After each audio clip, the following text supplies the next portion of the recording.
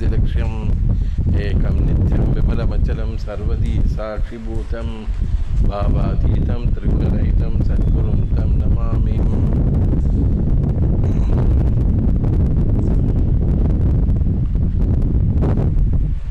Yesterday in the groups an Upadesham had been posted. Absolute peace comes from absolute renunciation. As a devotee has sent a message saying that he would like that to be clarified some more. And also, what are the signs in the early stages of the journey towards God by which one knows one is making progress? The signs by which one knows one is making progress.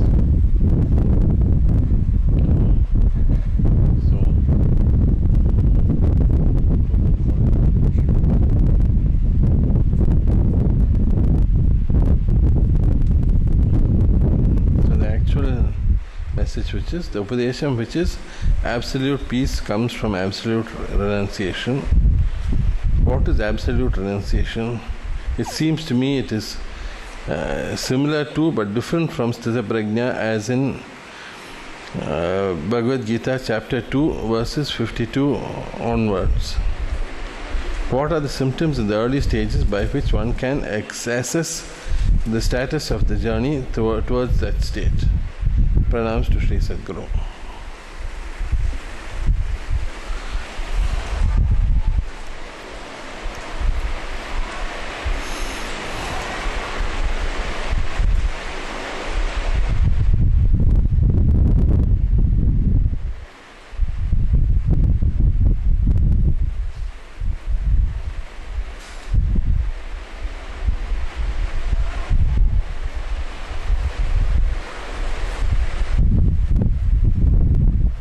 Long ago, 35 years ago, Swaminathan uncle had come for darshan. This is his first darshan of Sri Sathguru. So at that time, he told Sathguru,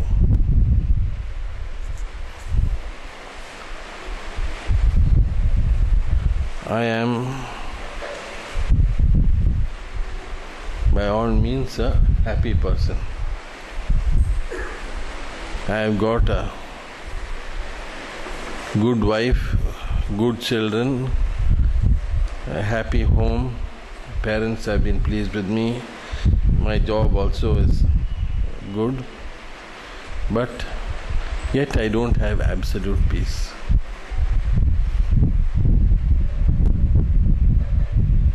So Sadhguru again said 6 words. Absolute peace comes from absolute renunciation.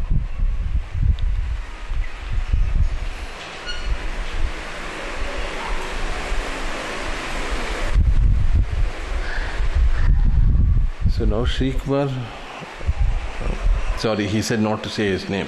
Okay, the questioner says that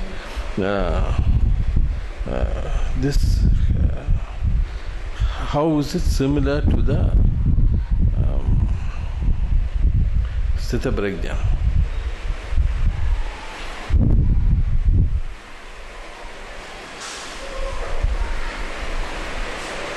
He says in the first verse of those 18 verses describing the Sthita Prajna, the first one he says, when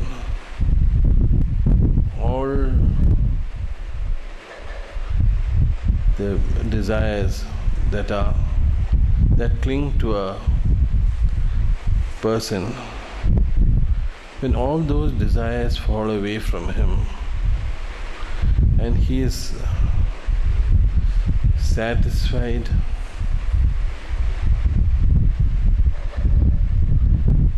and the self satisfies the self, that is, the Jivatma finds absolute satisfaction in the Paramatma. Such a person is a Sthita Prajna. Now in the Sthita Prajna verses, when we look at it, there is some times a suggestion that there is the person who has attained has not the description is not of an absolute Advaitic person, realized being, because then the action of the condition of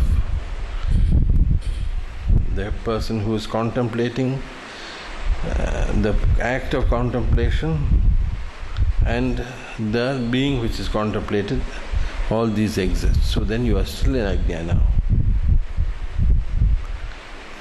Earlier also we see the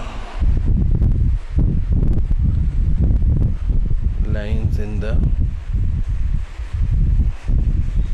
later we see the sense objects, they fall away from a person who abstains from them. So we like something and we like to eat it all the time. We think of it, and that's one stage of intense attachment. Then after that we think that yes, it is there, but there are better things to think of than to just think of something to eat. So then our minds move. A certain detachment comes. And then the next stage is we don't think of it. If it's there, it's there, otherwise we don't care. But that is due to our own effort. We are trying to reach the state of desirelessness. We are trying to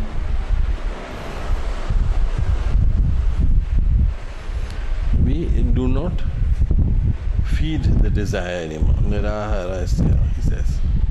So that embodied being which does not, see, he is very careful. He doesn't say man, woman, animal, child or anything like that. He just says embodied being.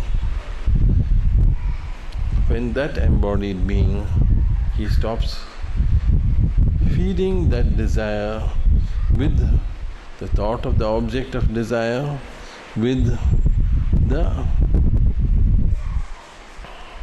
satisfaction of the desire, but he removes that power the desire holds over him by indifference. He does it by indifference, not by fighting it. Fill yourself with God, Sathguru says, and the world falls away from you. Because not that you have got anything against the world. Please put off the fan. Put off the fan. No, it has to be put off there. It has to put off there. So,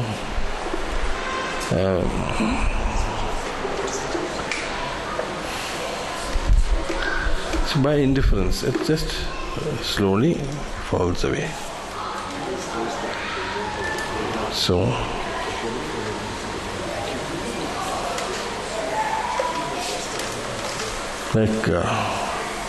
there was a boy,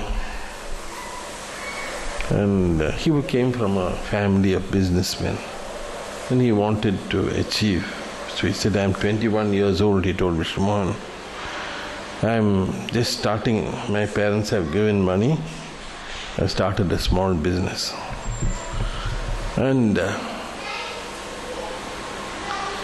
by the time I'm 25, I must become a big person, I must be a big tycoon. I said, yes. Then he said, how are you managing like this in the ashram? Just wearing beshti and jubba like this. Don't you want to go and do things like how I want to do things? So Vishnu Mohan asked, See, the tradition is always, in the Indian tradition, is the way of teaching is by questions and answers, by conversation, samvadas. We see the rishis talking with the disciples, Krishna talking with his disciples, whether it is Arjuna or Uddhava or Yudhishthira. So these conversations, this style, which is dialogical, even in the Shankara Bhasha, sometimes we find question and answers coming. But he said to him, Vishnu Mohan said, did you play marbles when you were a boy? So he said, yes, I used to like to play marbles and I was very good at it. Now, do you play marbles? He said, why should I play marbles now? So he said, no, we are good at it and all that, but you still don't play marbles. So I said, no, that interested me then, now that doesn't interest me at all. So he said, that interest at one stage you had, it has gone away for you. You don't feel any sense of loss because of that. So he said, no. It's the same thing here. These things also don't interest me anymore. So then that's why it doesn't mean anything.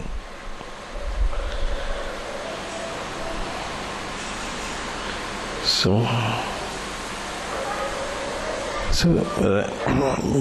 what Bhagavan says, that it falls away from a abstinent person, a person who does not keep feeding the desire by thinking about it, feeding the desire by thinking about it, planning, and then satisfying the desire. If it's there, it's there, otherwise I don't want anything specific. So, he says, those things that attract the senses, they fall away.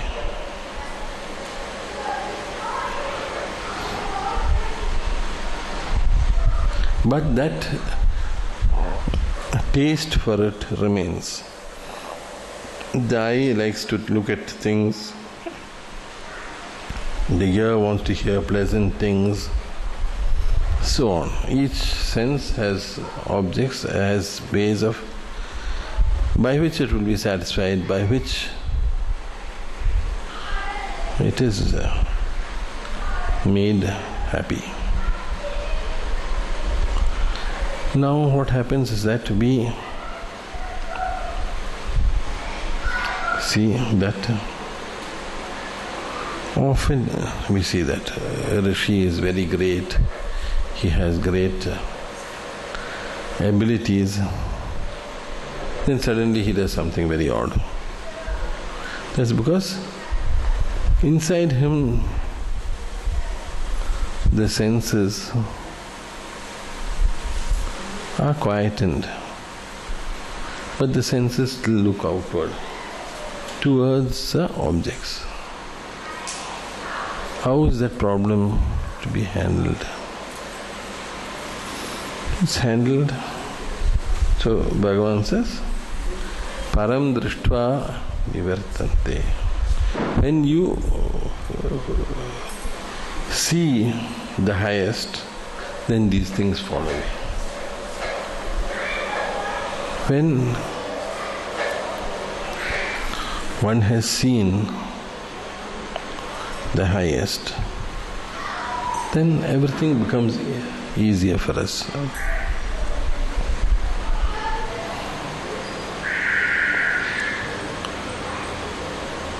So, when one has seen the highest, the world is seen. It continues to exist. As long as we exist, it continues to exist. But it is seen as a form of God. It is a reflection of God. God is there, and through the objects behind, we know that there is the Paramatma, the Supreme Being sitting there.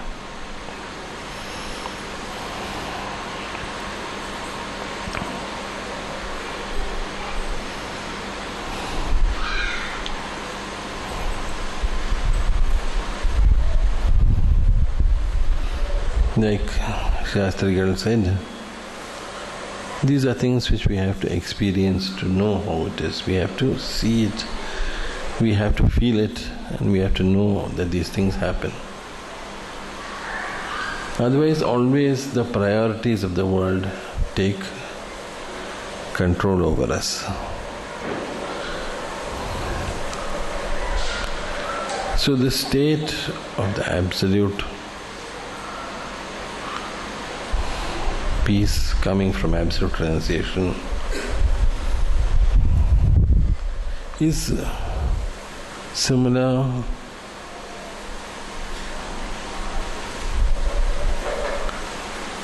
to the last verses of the Sutta Prajna.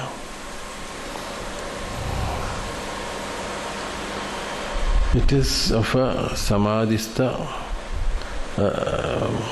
jnani, a jnani who is established in samadhi, not wishing for anything, not wanting anything, just as the jnani is. Just I am simply Parabrahma. There is nothing more, nothing less. And other things are there. I may have to react to the world, but only in the way in which circumstances call forth that action. Because it's required, I am acting. Otherwise, I am within myself happy.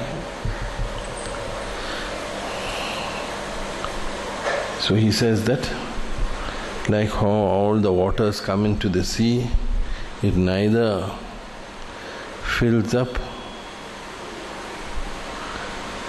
yet it absorbs all the waters, so all the things of the world, the desires, the thoughts, everything comes into the jnani. He accepts them, he doesn't react. And so he attains peace, not the desirer of desires.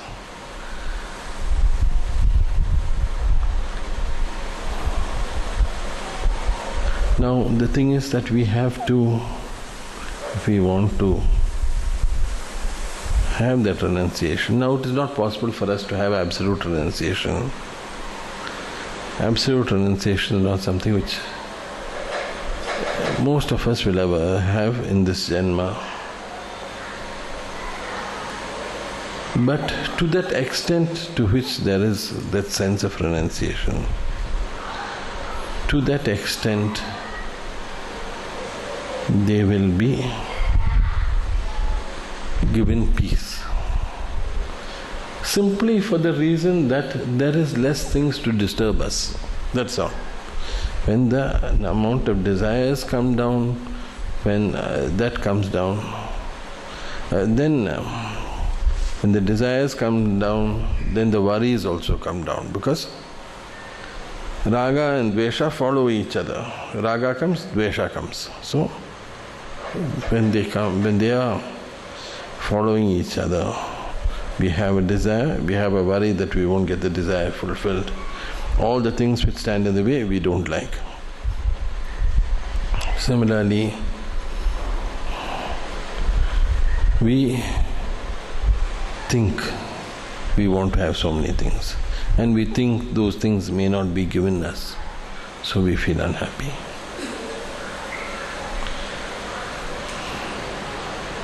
So these things, to the extent to which we free ourselves from these things, to that extent there are less causes for disturbance in our mind.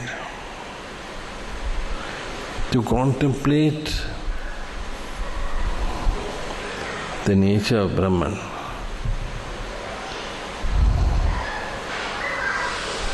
with understanding, we can contemplate with knowledge but not wisdom. You can understand technically what these things mean, but to understand it with wisdom and to be able to absorb it is very difficult.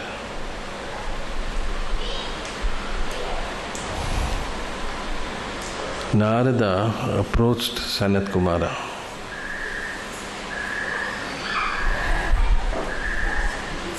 And he said to Sanat Kumara, teach me about Parabrahma.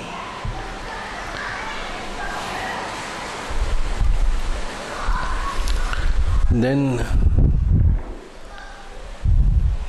Narada said, I know the four Vedas, I know the Itihasas, I know the Puranas, I know snake charming, I know astronomy, I know all the Vedangas, grammar, everything I know. But I know only the words. I don't know what is the essence of the words. What is inside those words, I don't know.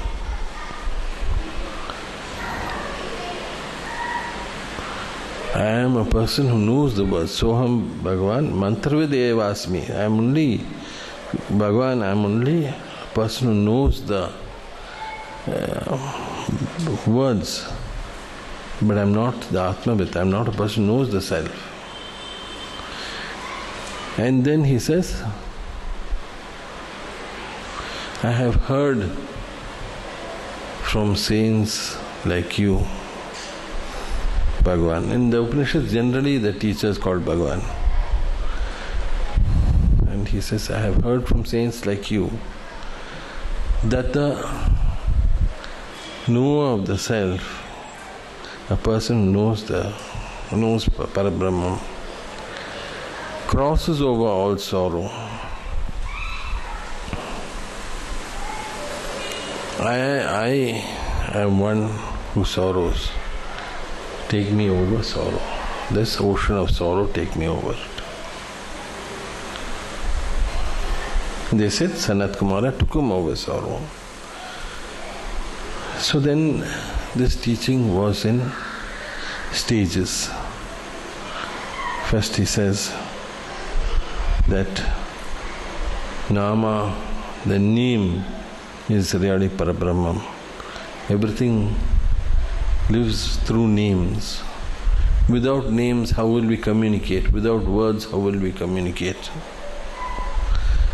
So, I remember there was a Sanskrit poet who lived more than 1,000 years ago, but long after Narada and Sanat Kumara. He said, but for the light of the name, the world would be in darkness. Because how can we communicate? Everything has got a name. Without a name, nothing is. So, he told him, Namo Vai Brahman. Name itself is Brahman. But then Narada asked him again, how can you say that names are given to things which have beginnings and which have ends? So there must be something else. So stage by stage, Sanat Kumara, in a wonderful teaching, takes Narada above to the higher levels. And when then he says this is the greatness, the Brahman is Mahat, it's the greatest. Then he says in despair, he doesn't know how to communicate because he has certain levels in which he is speaking, and the world has got other levels of values. What he values is one thing, what the world values are another thing. And so he says despairingly, he says, in this world they say possessions, land, gold, animals like cows, elephants, all these things is greatness. Power, position like that of being a king is greatness. But I can't understand it. I know that only knowing Brahman is greatness, because all these things have a beginning, have an end. And when that is why you sorrow, because you are putting your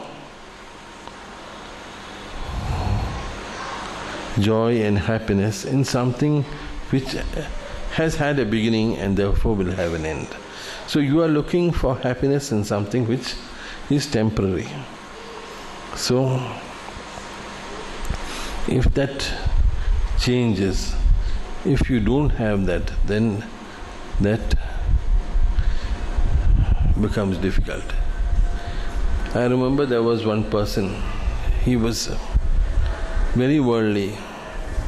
So he said, pleasure must follow pleasure, otherwise remembered pleasures become a pain.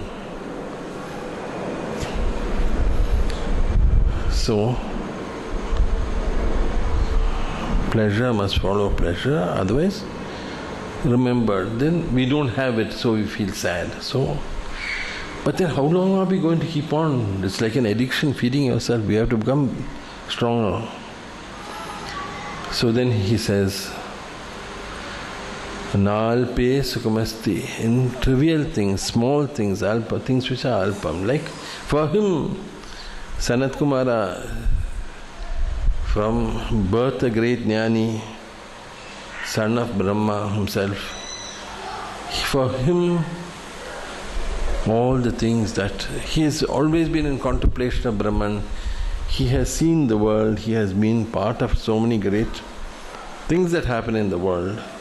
But for him, his standard has always been the highest. So he says, anything with a beginning and an end. This is the same thing which Bhagavan says in the 6th chapter. All those experiences which are born of contact between the senses and its objects. But you see what Shastrigal said. The mind doesn't know anything. It's fed by the opinions, by the information given by the senses. And by the instincts which, on the information given by the senses, says this is this, that is that. And the experiences which the mind has had earlier. So that is how knowledge comes to us. So he says that all those experiences that we have in life, which are born of the contact between the senses and the sense objects, are ultimately the causes of sorrow, because they have a beginning and an end. So, to get that joy, for that beginning to come, that we have to work so hard. Want a child, want a son, and then the son, you have great difficulty, fight everything, have a son or a daughter, and then after that you make your plans, you make its plans, you tell it what to do, and then it defies you, creates problems. And then we have to live with those sorrows. So, the beginning is, I remember once Sathguru giving 2 examples of mothers. One said, I prayed to Guru Vairappan, I did so much of vratas there, and this girl was born to me, and she's brought me so much of trouble. She's always been hostile to me. And another lady, she said, I went to Tirupati, did so many things there, and this child is born to me and he's paralyzed. I'm spending all my life looking after him.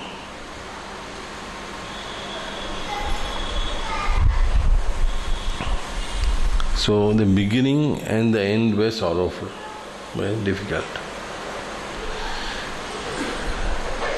Na teshu ramate buddha, he says.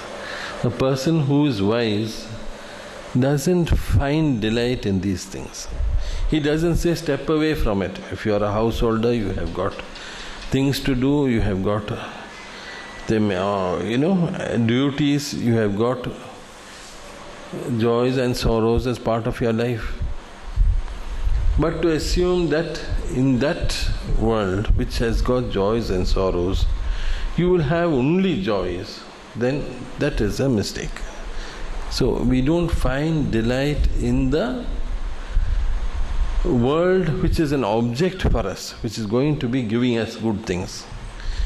We find joy in the world which is provided by God, who allows these things to happen to us. That's how it is. So to come back to Sanat Kumara, he says,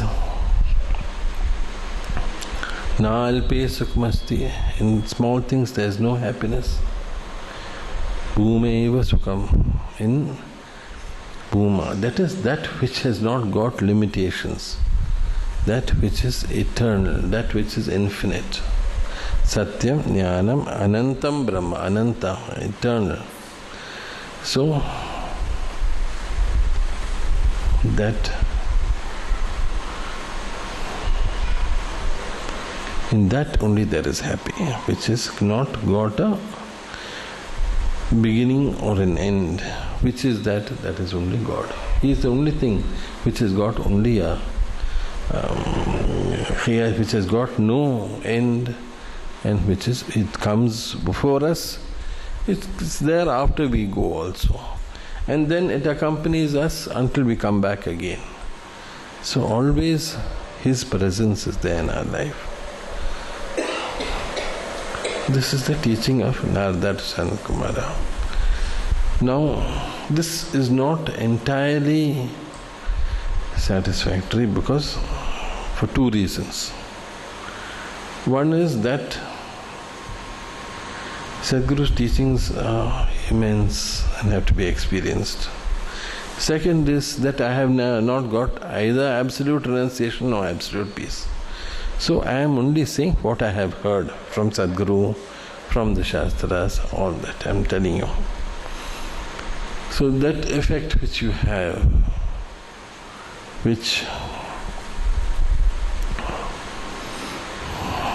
that effect which you have when you hear Sadhguru, that is not there now. Long ago, 30 years ago, Suresh went to see Haima Mami, and Haima Mami asked him what did Sadhguru say in the discourse, and he said everything. Then Haima Mami said, Sadhguru சொல்றது எவ்வளவு நல்லா இருக்கு, நீ சொல்றது சப்புன்னு இருக்கு. So exactly, this is what the difference between the knowledge which comes from, which is based on wisdom, on anubhavam, the experience, and the knowledge that comes from learning. To the extent that I have got experience, to that small extent, that strength will be there. Because otherwise, like Narada told Sanat Kumara, I am a knower of the words, but I do not know the essence. So to that extent to which I have known the essence, to which the extent I have felt it, to that extent my explanation of Sadhguru's teaching will have that tejas and that shakti. If it is not, if it is logical, very good and all that, but it does not have that effect, it's because there is less in this patram. So Sri Kumar says, oh God, I keep saying his name, and he specifically said don't say his name. He wants to know what are the ways in which one knows one's status, to what level one has progressed in the early stages. So in the early stages, when one is progressing, the first thing is that one is turning away from things which attracted one earlier. Not entirely, as I said, not entirely, but it doesn't mean so much to one as before. The second thing is that one's anger does not last so long. The anger does not last so long. Third is that even if we have memories of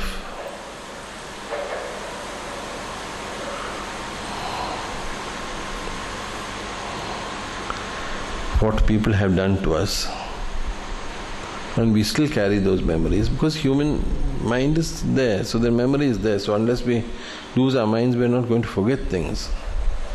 It doesn't matter so much to us. It doesn't matter so much to us. There is something about the human mind which is powered by the ego.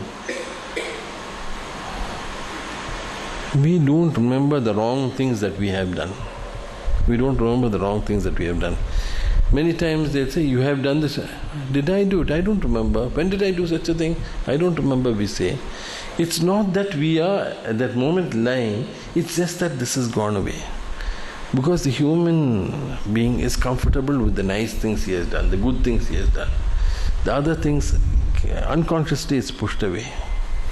Unless one's conscience is improved, and one remembers it and feels bad about it and feels that I shouldn't have done it, I wish I hadn't done it, I wish I could go back and erase the wrong I have done.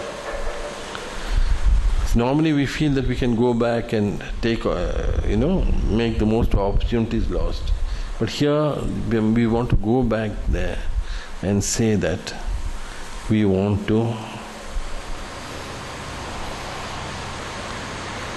we wish we could go back and do the right thing. That's what we feel. So these are some things by which one knows one is making progress. To that extent that is there, that extent we have made progress. And that consciousness of that we could do better, that gets stronger as one makes progress. So if one doesn't get sleep in the night thinking about things, we are thinking about the wrong that we have done or the things that we have left undone and our duties, rather than what other people have done. We don't burn with anger about the past. We remember the past and sometimes we do feel bad about it, but it is even a fresh insult does not keep us awake in the night. Then that means we are making progress. I'll just see if there's anything else he has asked.